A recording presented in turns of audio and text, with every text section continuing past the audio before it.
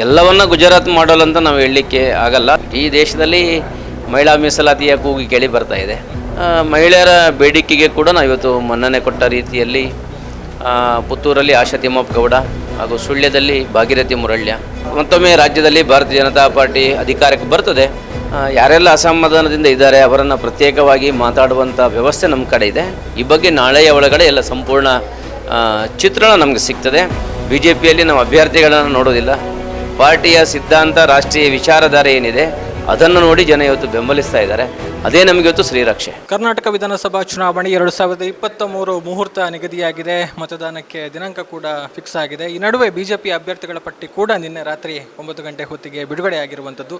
So ಈ ಸಂದರ್ಭದಲ್ಲಿ ಬಹಳಷ್ಟು ಕುತೂಹಲಕಾರಿ ಬೆಳವಣಿಗೆಗಳು ಕೂಡ ಆಗಿದೆ. ದಕ್ಷಿಣ ಕನ್ನಡ ಜಿಲ್ಲೆಯ ವಿಚಾರಕ್ಕೆ ಬಂದರೆ ಸಿಟ್ಟಿಂಗ್ MLAಗಳ ಪೈಕಿ ಇಬ್ಬರಿಗೆ ಅವಕಾಶ ಕೈತಪ್ಪಿದೆ ಅನ್ನುವಂಥದ್ದು. ಸೊ ಒಟ್ಟು BJP ದಕ್ಷಿಣ ಕನ್ನಡ ಜಿಲ್ಲಾ BJPಯ ಬೆಳವಣಿಗೆಗಳ ಬಗ್ಗೆ ಮಾತನಾಡೋದಕ್ಕೆ ನಮ್ಮ ಜೊತೆಗೆ ದಕ್ಷಿಣ ಕನ್ನಡ ಜಿಲ್ಲಾ BJP ಅಧ್ಯಕ್ಷರಾಗಿರುವಂತಹ ಸುದರ್ಶನ್ M ಅವರಿದ್ದಾರೆ. ಅವರ ಜೊತೆ ಒಂದಷ್ಟು ಮಾತನಾಡೋಣ. ಸರ್ ನಮಸ್ತೆ.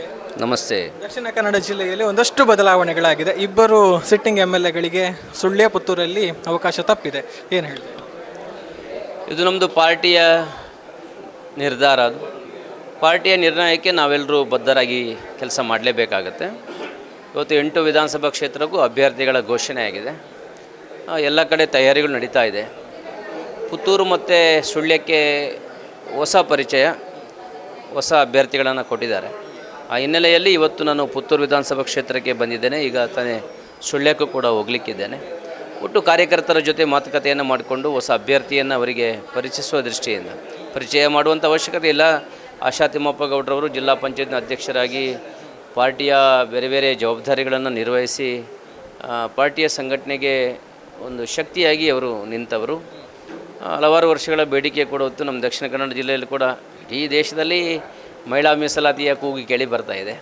ದಕ್ಷಿಣ ಕನ್ನಡ ಜಿಲ್ಲೆಯಲ್ಲಿ ಕೂಡ ನಮ್ಮ ಸಂಘಟನೆ ಜೊತೆ ಸಾಕಷ್ಟು ಸಂಖ್ಯೆಯಲ್ಲಿ ಮಹಿಳೆಯರು ನಮ್ಮ ಜೊತೆ ಇರುವುದರಿಂದ ಮಹಿಳೆಯರ ಬೇಡಿಕೆಗೆ ಕೂಡ ನಾವು ಇವತ್ತು ಮನ್ನಣೆ ಕೊಟ್ಟ ರೀತಿಯಲ್ಲಿ ಪುತ್ತೂರಲ್ಲಿ ಆಶಾ ತಿಮ್ಮಪ್ಪ ಗೌಡ ಹಾಗೂ ಸುಳ್ಯದಲ್ಲಿ ಭಾಗೀರಥಿ ಮುರಳ್ಯ ಇವರಿಬ್ಬರು ಕೂಡ ಸಾಕಷ್ಟು ಪಾರ್ಟಿ ಕೆಲಸ ಮಾಡಿದವರಿದ್ದಾರೆ.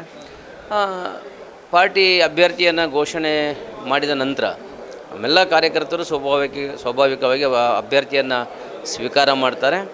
ಇನ್ನು ಚುನಾವಣೆಗೆ ನಾವು ಏನೆಲ್ಲ ಕಾರ್ಯತಂತ್ರಗಳನ್ನು ಮಾಡಬೇಕು, ತಕ್ಷಣ ಸಭೆಯನ್ನು ಸೇರಲಿಕ್ಕೆ ನಾನು ಸೂಚನೆಯನ್ನು ಕೊಟ್ಟಿದ್ದೇನೆ. ಬೇರೆ ಬೇರೆ ಆಯಾಮದ ಮುಖಾಂತರ ನಮ್ಮ ಚುನಾವಣಾ ನಿರ್ವಹಣಾ ಸಮಿತಿ ಇರ್ಬೋದು, ನಿರ್ವಹಣಾ ಸಮಿತಿಯಲ್ಲಿರುವಂಥ ಬೇರೆ ಬೇರೆ ಕ್ಷೇತ್ರಗಳೇನಿದೆ ಅದನ್ನೆಲ್ಲ ಸಭೆಯನ್ನು ಸೇರಿಸಿ ಯಾವಾಗ ನಮ್ಮ ಅಭ್ಯರ್ಥಿ ನಾಮಪತ್ರ ಸಲ್ಲಿಸಬೇಕು, ಯಾವಾಗದಿಂದ ನಮ್ಮ ಬೂತ್ ಕಾರ್ಯ ಪ್ರಾರಂಭ ಆಗಬೇಕು, ಮನೆ ಮನೆ ಸಂಪರ್ಕ, ಈ ಬಗ್ಗೆ ನಾಳೆಯ ಒಳಗಡೆ ಎಲ್ಲ ಸಂಪೂರ್ಣ ಚಿತ್ರಣ ನಮಗೆ ಸಿಗ್ತದೆ. ಒಟ್ಟಾಗಿ ನಮ್ಮ ಮತ್ತೊಮ್ಮೆ ರಾಜ್ಯದಲ್ಲಿ ಭಾರತೀಯ ಜನತಾ ಪಾರ್ಟಿ ಅಧಿಕಾರಕ್ಕೆ ಬರ್ತದೆ. ಅಂಥ ಸಂದರ್ಭದಲ್ಲಿ ದಕ್ಷಿಣ ಕನ್ನಡ ಜಿಲ್ಲೆಯ 8 ಅಭ್ಯರ್ಥಿಗಳು ಗೆದ್ದು ವಿಧಾನಸಭೆಯನ್ನು ಪ್ರವೇಶ ಮಾಡ್ತಾರೆ ಎನ್ನುವಂಥ ಆಶಾಭಾವನೆ ಇದೆ. ಅಂದರೆ ಈ ಅಭ್ಯರ್ಥಿ ಬದಲಾವಣೆಗೆ ಕಾರಣಗಳೇನಾದರೂ ಇದೆಯಾ ಸರ್? ಅಂದರೆ ಒಂದು ರೀತಿ ಗುಜರಾತ್ ಮಾಡೆಲ್ ಅನ್ನುವಂಥ ಮಾತುಗಳು ಕೇಳಿ ಬರ್ತಾ ಇತ್ತು. ಹಲವೆಡೆ ಅಭ್ಯರ್ಥಿಗಳು ಬದಲಾವಣೆ ಆಗ್ತಾರೆ ಅಂತ ಹೇಳಲಾಗ್ತಾ ಇತ್ತು. ಆದರೆ ಇಲ್ಲಿ 2 ಕ್ಷೇತ್ರಗಳಿಗೆ ಅದು ಕೂಡ ಮಹಿಳೆಯರನ್ನು ಹೊಸ ಮುಖವನ್ನಾಗಿ ಪರಿಚಯ ಮಾಡಿರುವಂಥದ್ದು. ಇದರ ಹಿಂದೆ ಇರುವಂಥ ಲೆಕ್ಕಾಚಾರಗಳೇನಾದರೂ? ರಾಜ್ಯದಲ್ಲಿ ಸಚಿವರಿಗೆ ಕೂಡ ಕೆಲವರಿಗೆ ಸೀಟ್ ಕೊಟ್ಟಿಲ್ಲ, ನಾವು ನೋಡ್ತಾ ಇದ್ದೀವಿ. ಎಲ್ಲವನ್ನ ಗುಜರಾತ್ ಮಾಡಲ್ ಅಂತ ನಾವು ಹೇಳಲಿಕ್ಕೆ ಆಗಲ್ಲ. ಆದರೆ ಒಂದೊಂದು ರಾಜ್ಯಕ್ಕೆ ಸಂಬಂಧಪಟ್ಟ ಹಾಗೆ ಒಂದೊಂದು ಮಾದರಿಯನ್ನು ನಮ್ಮ ಕೇಂದ್ರದ ವರಿಷ್ಠರು ಅನುಸರಿಸ್ತಾರೆ. ತುಂಬ ಯುವಕರಿಗೆ ಆದ್ಯತೆಯನ್ನು ಕೊಟ್ಟಿದ್ದಾರೆ. ತುಂಬ ಕಡೆ ಹಳಬರನ್ನು ಇಟ್ಕೊಂಡಿದ್ದಾರೆ. ಈಗ ಉದಾಹರಣೆಗೆ ಈಶ್ವರಪ್ಪನಂತವರು ನಿನ್ನೆ ನಿವೃತ್ತಿ ಘೋಷಣೆ ಮಾಡಿದ್ದಾರೆ. ಒಟ್ಟು ಕರ್ನಾಟಕದಲ್ಲಿ ಚುನಾವಣೆಯಲ್ಲಿ ಅಧಿಕಾರಕ್ಕೆ ಬರುವ ದೃಷ್ಟಿಯಲ್ಲಿ ಏನೆಲ್ಲ ತಂತ್ರಗಾರಿಕೆಯನ್ನು ಮಾಡಬೇಕು, ಈ ತಂತ್ರಗಾರಿಕೆಯನ್ನು ರಾಷ್ಟ್ರೀಯ ಅಧ್ಯಕ್ಷರು, ರಾಷ್ಟ್ರದ ವರಿಷ್ಠರು, ನಮ್ಮ ರಾಜ್ಯದ ವರಿಷ್ಠರು ನಿರ್ಣಯವನ್ನು ತೆಗೆದುಕೊಂಡಿದ್ದಾರೆ. ಸುಳ್ಯದಲ್ಲಿ ಕೂಡ ನಮ್ಮ ಅಂಗರು 6 ಬಾರಿ ಒಳ್ಳೆಯ ಕೆಲಸವನ್ನು ಮಾಡಿದ್ದಾರೆ. ಒಬ್ಬ ಸಜ್ಜನ ರಾಜಕಾರಣಿ, ಬಹುಶಃ ಆ ಸಮುದಾಯದಲ್ಲಿ ಆ ರೀತಿಯ ಒಬ್ಬ ರಾಜಕಾರಣಿಯನ್ನು ಬಹುಶಃ ರಾಜ್ಯ ಅಲ್ಲ ದೇಶದಲ್ಲಿ ನಾವು ಕಾಣಲಿಕ್ಕೆ ಸಿಗುವಂಥದ್ದು ಬಹಳ ವಿರಳ. ಅಂಥ ಒಬ್ಬ ಶ್ರೇಷ್ಠ ವ್ಯಕ್ತಿತ್ವ ಇರುವಂಥ ಶಾಸಕರು. ಅದ್ರ ಸ್ವಾಭಾವಿಕವಾಗಿ ಪಾರ್ಟಿಯವರಿಗೆ 6 ಬಾರಿ ಅವಕಾಶ ಕೊಟ್ಟಿದೆ. ಎಷ್ಟೋ ಬಾರಿ ಬದಲಾವಣೆಯನ್ನು ಪಾರ್ಟಿ ಬಯಸ್ತದೆ. ಹಾಗಂತ ಯಾರನ್ನು ಕೂಡ ಪಾರ್ಟಿ ಬದಿಗಿಡುವಂಥ ಪ್ರಶ್ನೆ ಇಲ್ಲ. ಅವರಿಗೆ ಬೇರೆ ಬೇರೆ ಜವಾಬ್ದಾರಿಗಳನ್ನು ಕೊಟ್ಟು ಪಾರ್ಟಿಯಲ್ಲಿ ಅವರನ್ನು ತೊಡಗಿಸಿಕೊಳ್ಳುವಂಥ ಕೆಲಸವನ್ನು ಪಾರ್ಟಿ ಮಾಡುತ್ತೆ.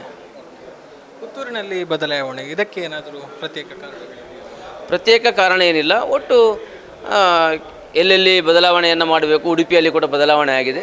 ಒಟ್ಟು ಎಲ್ಲೆಲ್ಲಿ ಬದಲಾವಣೆಗಳು ಆಗಬೇಕು ಎನ್ನುವ ದೃಷ್ಟಿಯಿಂದ ರಾಷ್ಟ್ರದ ವರಿಷ್ಠರು ಏನು ನಿರ್ಣಯ ತೆಗೆದುಕೊಂಡಿದ್ದಾರೆ, ಆ ನಿರ್ಣಯದ ಪ್ರಕಾರ ಇದು ಬದಲಾವಣೆ ಆಗಿದೆ ಅಷ್ಟೇ. ಒಂದಷ್ಟು ಅಸಮಾಧಾನ ಕೂಡ ಸ್ಫೋಟಗೊಂಡಿದೆ ಒಂದು ಸುಳ್ಯದಲ್ಲಿ ಕೂಡ ಒಂದಷ್ಟು ಮಂದಿ ಅಸಮಾಧಾನಗೊಂಡಿದ್ದಾರೆ. ಪುತ್ತೂರಿನಲ್ಲೂ ಕೂಡ ಈಗ ಇನ್ನೊಂದು ಬಣ್ಣ ಬಹಿರಂಗವಾಗಿ ಒಂದು ಸಭೆಯನ್ನು ಮಾಡೋದಕ್ಕೆ ಕೂಡ ಸಿದ್ಧತೆಯನ್ನು ಮಾಡಿಕೊಂಡಿದೆ ಅನ್ನುವಂಥ ಮಾತುಗಳಿದೆ. ಇದರ ಬಗ್ಗೆ ಟಿಕೆಟ್ ಘೋಷಣೆ ಆದಾಗ ಅಪೇಕ್ಷೆಗಳು ಆಕಾಂಕ್ಷೆಗಿದ್ದಂಥ ಸಂದರ್ಭದಲ್ಲಿ ಸಣ್ಣ ಪುಟ್ಟ ವ್ಯತ್ಯಾಸಗಳಾಗುತ್ತೆ, ಅಸಮಾಧಾನ ಆಗುತ್ತೆ. ಅದನ್ನು ಪರಿಹರಿಸುವಂಥ ಸಾಮರ್ಥ್ಯ ಇವತ್ತು ಬಿ ಜೆ ಪಿಗೆ ಇದೆ. ಯಾರೆಲ್ಲ ಅಸಮಾಧಾನದಿಂದ ಇದ್ದಾರೆ ಅವರನ್ನು ಪ್ರತ್ಯೇಕವಾಗಿ ಮಾತಾಡುವಂಥ ವ್ಯವಸ್ಥೆ ನಮ್ಮ ಕಡೆ ಇದೆ. ಸಂಘಟನೆಯ ಪ್ರಮುಖರು, ನಮ್ಮ ವಿಚಾರ ಪರಿವಾರದ, ಸಂಘ ಪರಿವಾರದ ಬೇರೆ ಬೇರೆ ಎಲ್ಲ ಪ್ರಮುಖರು ಈ ಬಗ್ಗೆ ಸಮಾಲೋಚನೆ ಮಾಡ್ತಾರೆ. ಸಂಬಂಧಪಟ್ಟಂಥ ಎಲ್ಲ ಕಾರ್ಯಕರ್ತರ ಜೊತೆ, ಮುಖಂಡರ ಜೊತೆ ಮಾತುಕತೆಯನ್ನು ಮಾಡಿಕೊಂಡು ಅವರನ್ನು ವಿಶ್ವಾಸಕ್ಕೆ ತೆಗೆದುಕೊಂಡು ನಾವೆಲ್ಲರೂ ಒಟ್ಟಾಗಿ ಒಂದಾಗಿ ಚುನಾವಣೆಯನ್ನು ಎದುರಿಸ್ತೇವೆ. ಯಾಕೆಂದರೆ ಚುನಾವಣೆಯಲ್ಲಿ ಬಿ ಜೆ ಪಿಗೆ ಗೆಲುವು ಅನಿವಾರ್ಯ ಆಗಲೇಬೇಕಾಗಿದೆ. ಯಾಕೆಂತೇಳಿದರೆ ನಾವೇ ಏನಾದರೂ ಎಚ್ಚರ ತಪ್ಪಿ ನಾವು ಕಳ್ಕೊಂಡ್ರೆ ಮುಂದೆ ಯಾವ ರೀತಿ ದಕ್ಷಿಣ ಕನ್ನಡ ಜಿಲ್ಲೆ ಹೋಗುತ್ತೆ, ಕರ್ನಾಟಕದಲ್ಲಿ ಬಿ ಜೆ ಪಿಗೆ ಅಧಿಕಾರ ಇಲ್ಲದೇ ಇದ್ದರೆ ಯಾವ ರೀತಿಯ ವಿದ್ಯಮಾನಗಳು ನಡೀತದೆ ಎನ್ನುವ ಇತಿಹಾಸ ನಮ್ಮ ಕಣ್ಣ ಮುಂದೆ ಇದೆ. ಆ ಇತಿಹಾಸ ಮತ್ತೊಮ್ಮೆ ಮರುಕಳಿಸಬಾರ್ದು. ಸ್ವಾಭಾವಿಕವಾಗಿ ಅಸಮಾಧಾನ ಇರ್ತದೆ. ಅವರೆಲ್ಲರನ್ನು ಮಾತುಕತೆ ಮಾಡುವಂಥ ಕೆಲಸ ಪಾರ್ಟಿ ಕಡೆಯಿಂದ, ನಮ್ಮ ಸಂಘಟನೆ ಕಡೆಯಿಂದ ಎಲ್ಲ ಆಗುತ್ತೆ. ಅವರೆಲ್ಲರನ್ನು ವಿಶ್ವಾಸಕ್ಕೆ ತೆಗೆದುಕೊಂಡು ಅವರೆಲ್ಲರ ನೇತೃತ್ವದಲ್ಲಿ ಚುನಾವಣೆಯನ್ನು ಎದುರಿಸ್ತೇವೆ. ಈಗ ಬಿ ಜೆ ಪಿಯ ಅಸ್ತ್ರ ಏನು ಈ ಬಾರಿಯ ಚುನಾವಣೆಗೆ? ಜಿಲ್ಲೆಯ ಮಟ್ಟಿಗೆ ಹೇಳೋದಿದ್ರೆ ಯಾವ ವಿಚಾರಗಳನ್ನು ಮುಂದಿಟ್ಟುಕೊಂಡು ಚುನಾವಣೆಗೆ ಹೋಗ್ತಾ ಇದೆ? ಬಹಳ ಪ್ರಮುಖವಾಗಿ ಅಭಿವೃದ್ಧಿ.